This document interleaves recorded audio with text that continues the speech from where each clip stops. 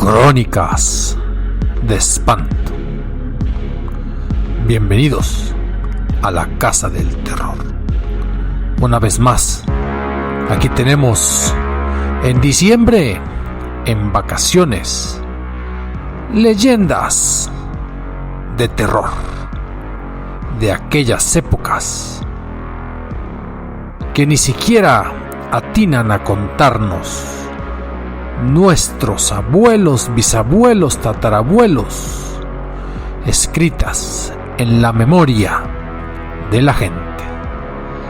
Terror de boca en boca, de oídos en oídos, por los siglos de los siglos.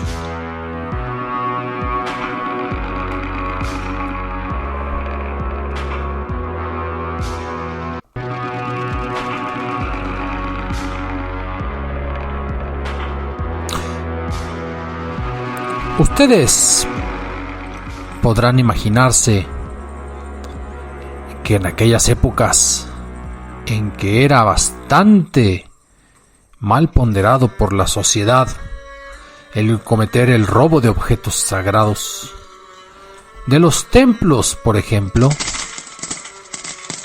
de los sagrarios, aquello que llamaríamos sacrilegio. Pues sí, efectivamente, ocurría. Era poco, porque la sociedad era muy piadosa, había mucha influencia de la iglesia y también había mucho dinero en los templos. Muchos conventos se hacían de donaciones voluntarias o sugeridas, y vírgenes y cristos y santos a veces estaban enjollados, engalanados, rodeados de pequeñas alhajas, de regalos de oro, de plata, de rubíes, de perlas. Eso era una tentación para cualquier ladrón que superara el miedo a las llamas del infierno.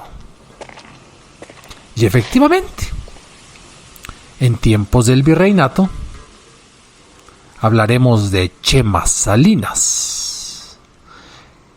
Así es.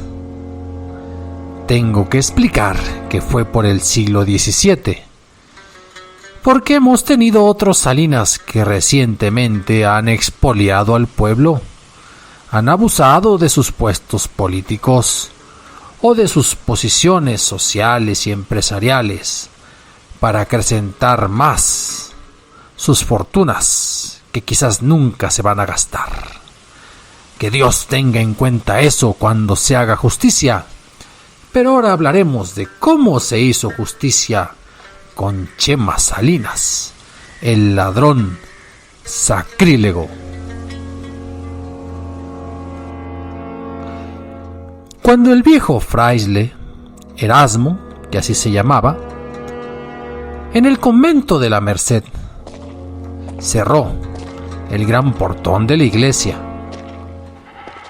y apagó pacientemente veladoras, linternillas de aceite e incluso los cirios que alumbraban a los santos y al altar mayor, nunca se imaginó que un hombre se encontraba agazapado tras una de las grandes columnas del recinto,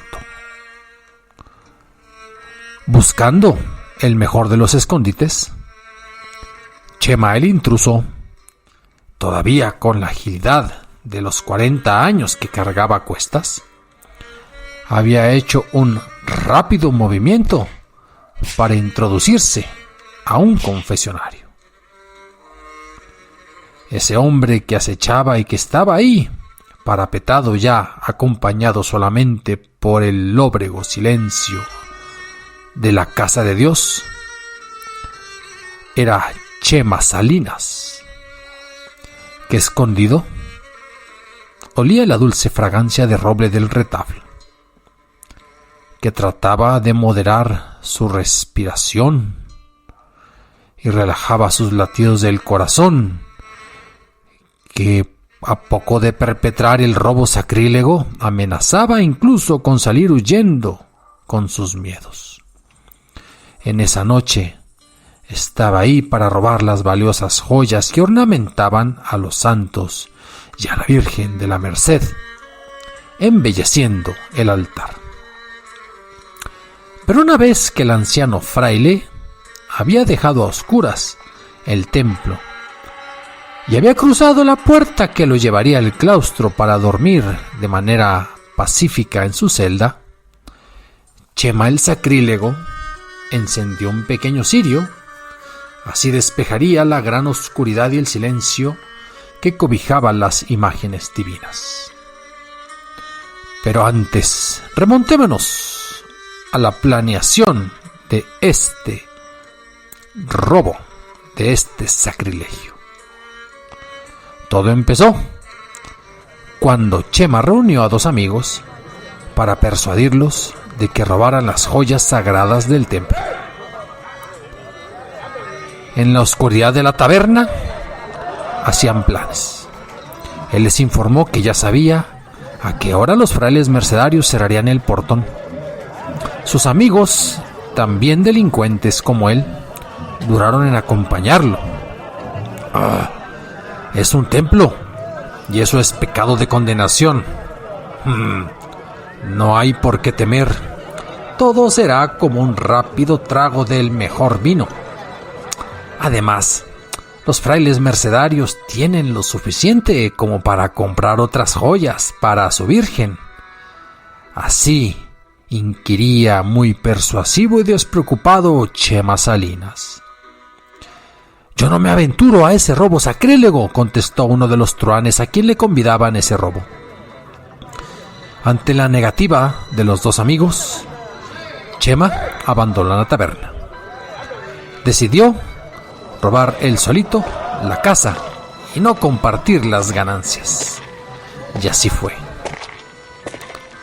Eran los primeros días del mes de abril, allá, finalizado el siglo XVI, con lluvias abundantes para las tierras de labranza de todas las zonas que rodeaban a la Ciudad de México, de Santa Fe, La Jusco, Contreras y Coajimalpa, y con las aguas que todavía encharcaban las calles maltrechas y abandonadas de la Ciudad de México, por donde todavía corrían los canales y las canoas.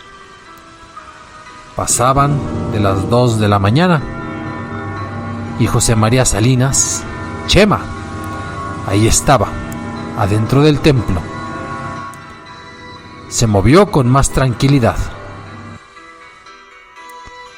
Sabía que la madrugada es el momento justo en que uno entrega el cuerpo a lo más profundo del sueño, cuando el cielo y la tierra se abrazan para ocultar los ruidos. Chema Salinas detuvo su miedo ante tantas imágenes sacras y dirigió sus pasos al altar mayor para extraer del sagrario el sol de oro de la custodia. Pero además, en su gozo de ladrón, cometió una locura para las pías mentes de aquella época. Se comió la hostia que estaba en el copón, se la engulló sin remordimiento alguno, como si la maldad le viniera de muy lejos, como si el apellido Salinas pronosticara algo en los siglos venideros. Fue tomando los copones, fue acomodándolos, chocaba el metal. Tomó un copón de plata y otro de oro macizo, cargó con la custodia, que tenía incrustaciones de diamantes. Después le quitó la corona a la Virgen y el niño Dios casi se le cae de los brazos. Con esa misma mirada, la imagen parecía rogarle que no le hiciera daño. La altura bien podría convertirlos en añicos si así lo disponía el ladrón, y tiraba las imágenes sagradas. Los pequeños ojos de esa mirada aviesa, tenebrosa de Chema Salinas, ávidos en la locura, buscaban más objetos que saquear. Y sí, si ya estaba en la casa de Dios, había que aprovechar la visita.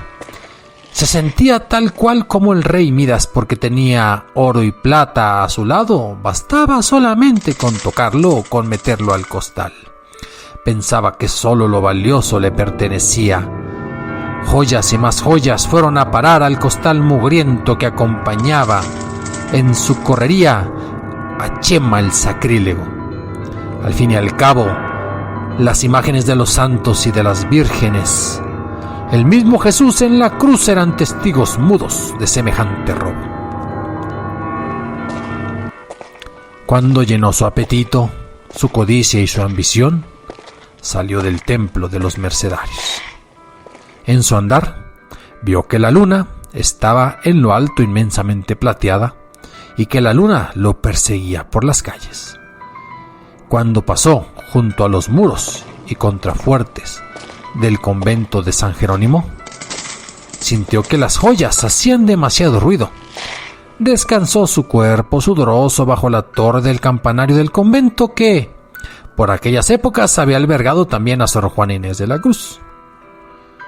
El lugar, como toda esquina, olía a orines y excremento, por lo que Salinas se incorporó presto para echar a andar, alejándose de sus miedos y de la fetidez.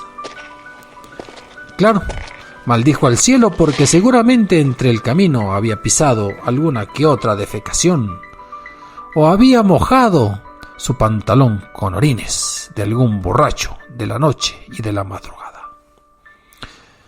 Cuando pasó por el colegio llamado de las Vizcaínas, sintió que unos pasos venían tras él, pero al voltear, nadie lo miraba por el camino de la noche.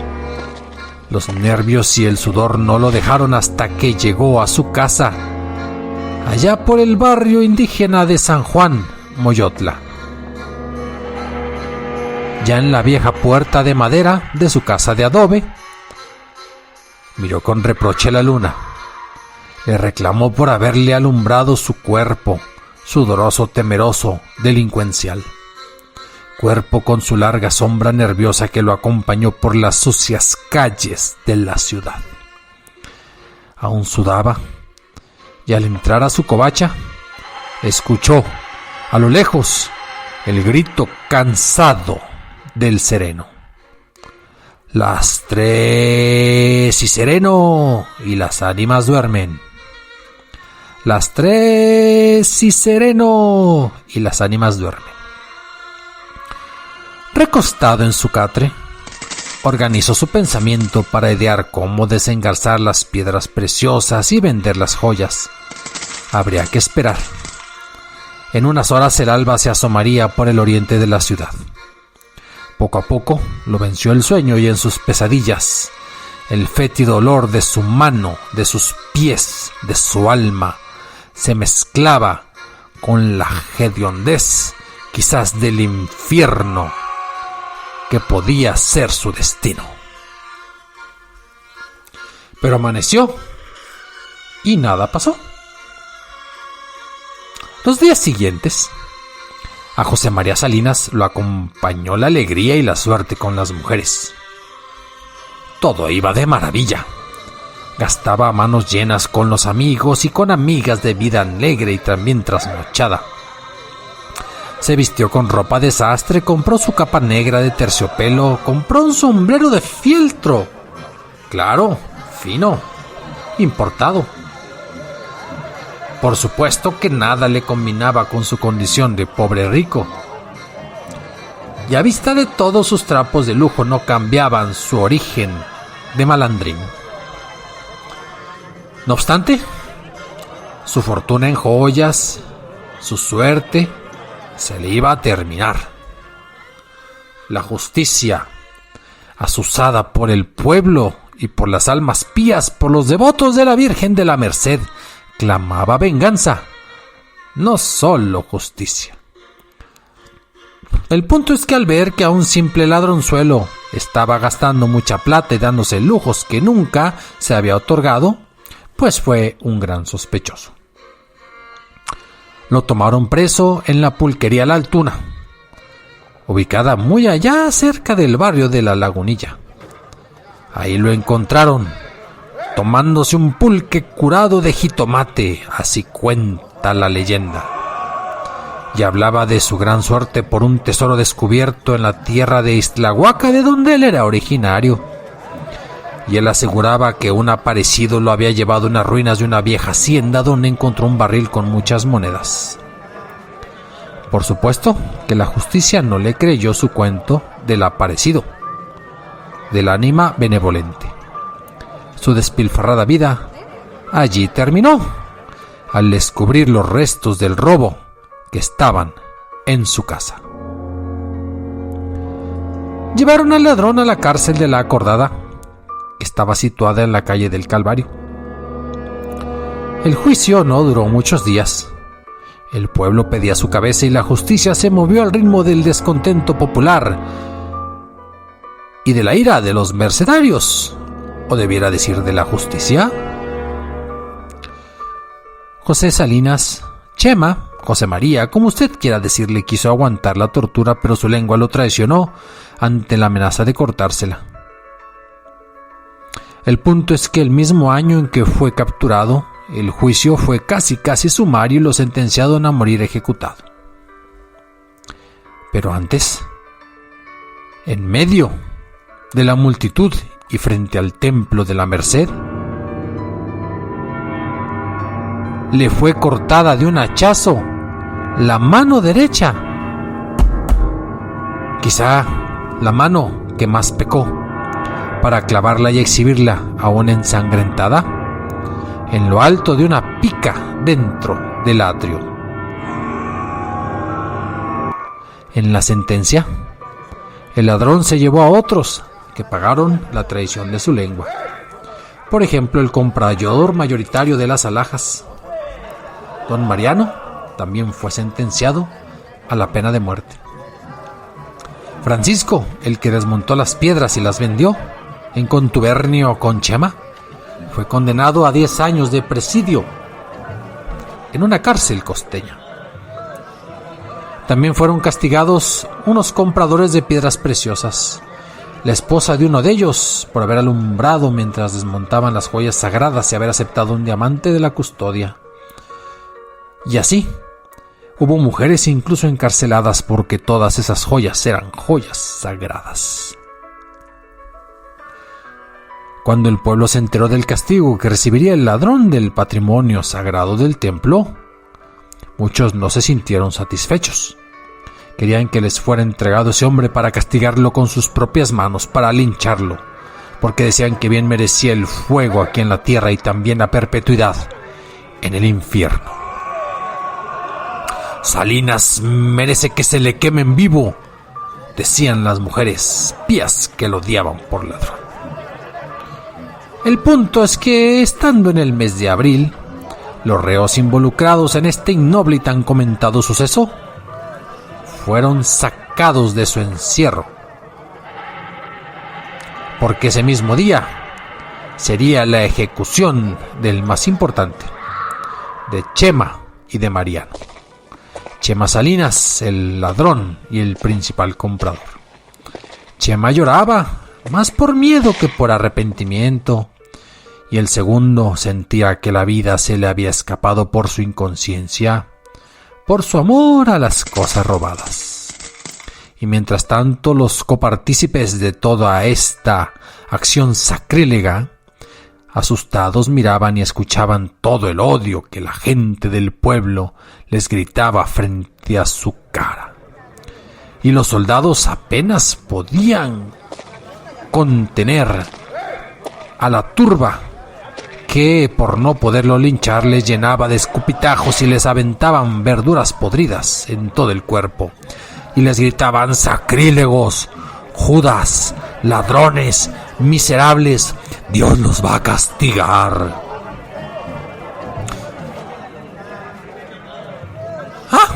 ¿Recuerdan que les comenté que a Chema le cortaron la mano? Bueno, pues aunque los religiosos mercedarios le pusieron un tinglado para protegerla del sol y de la intemperie, la mano de Chema Salinas se fue secando y se fue poniendo prieta. Se fue haciendo polvo entre los polvos de la Ciudad de México. Permaneció por muchos años en un sitio donde fue clavada ahí en el atrio del convento de los mercedarios. Algunos de los huesos que quedaron de los dedos, la falange, la falangina, la falangeta, se los llevó, según dicen la leyenda, una curandera de allá arriba del pueblo de Santa Fe para molerlos y hacer magia negra con ellos. Al tiempo, esa mano fue reemplazada por otra de bronce, idéntica a la de Chema, con su color negro y con las arrugas que tanto infundían el temor entre la gente. Años después, también esa mano de bronce desapareció. Y ya habrá un momento, siglos y muchos años después, en que los conventos serían saqueados, pero por cuestión de una guerra civil, de la Guerra de Reforma.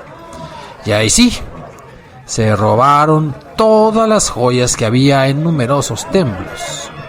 Pero eso es otra historia, a veces no tan bien contada por los libros de historia autorizados oficialmente en nuestro país.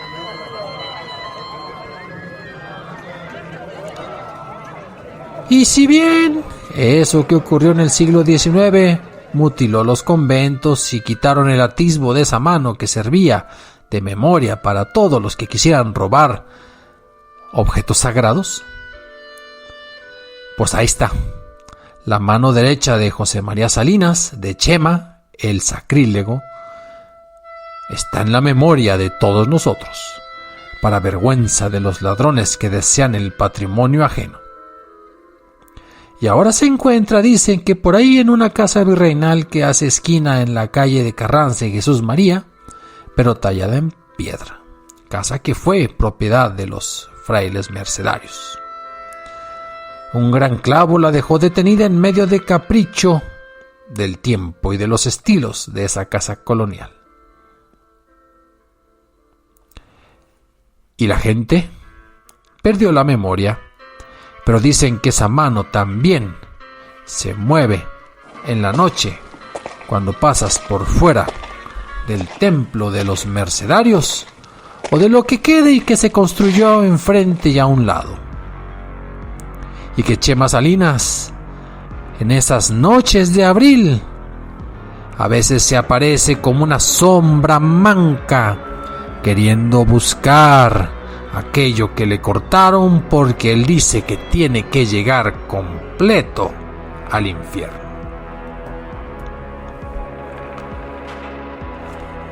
Escriban, opinen, asientan, disientan, cooperen.